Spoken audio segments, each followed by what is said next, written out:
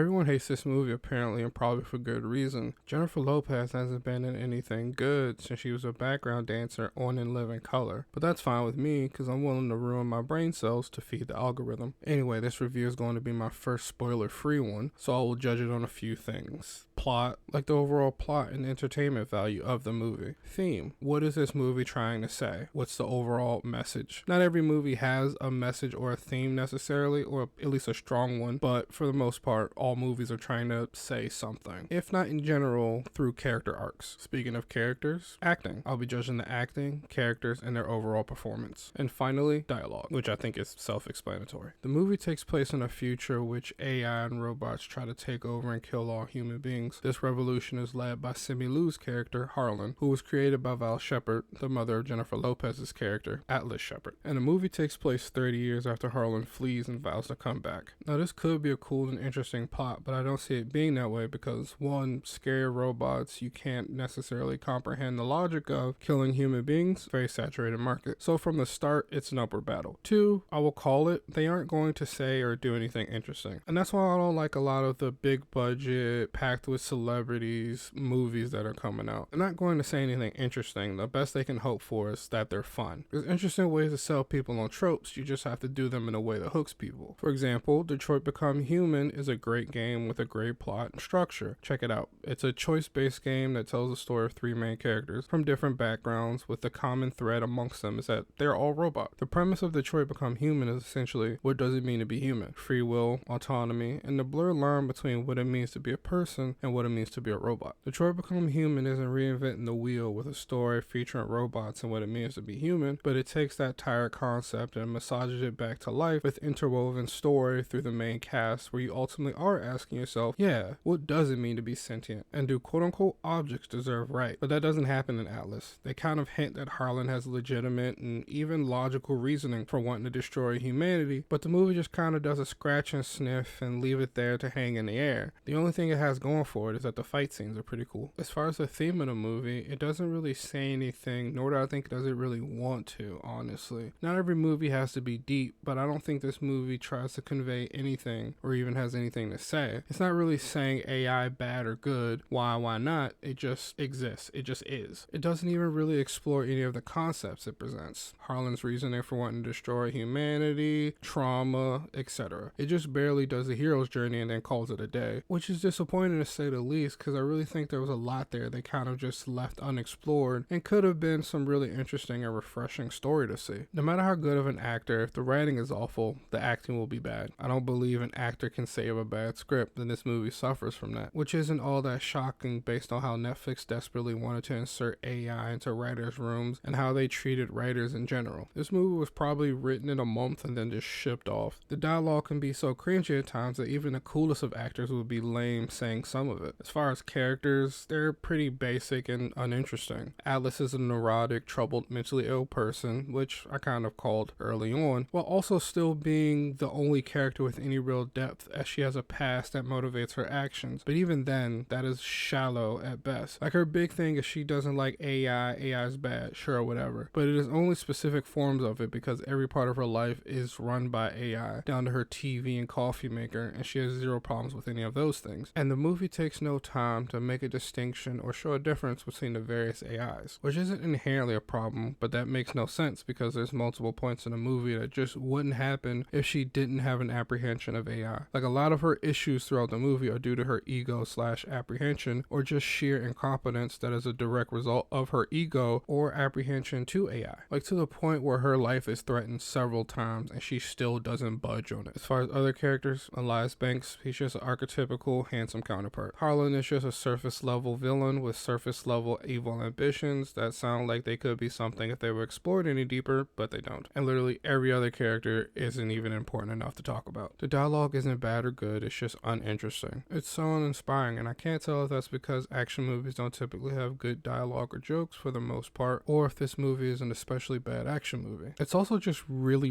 predictable in a lot of ways, to the point where I feel like I have observation hockey, the way I can tell where the movie's going going and what's going to be said before it happens. Though I will admit that there was one joke at the end that genuinely made me laugh, so that's a point in its direction. As far as my final thoughts in the movie, it feels like production companies rarely want to make movies anymore. They're more comparable to YouTubers. It's not about making something of substance, it's just a goal of getting as many people as possible to watch a thing, so they fill it with weak plot points and lots of celebrities to make up for their weak plot. The movie has really cool moments that are consistently drowned out by the moments that aren't very good or even polished. The fight scenes are cool though, not the worst movie in the world. On a scale of 1 to 10, it's like a 4, honestly. Anyway, that's all I kinda have to say. Thanks for watching.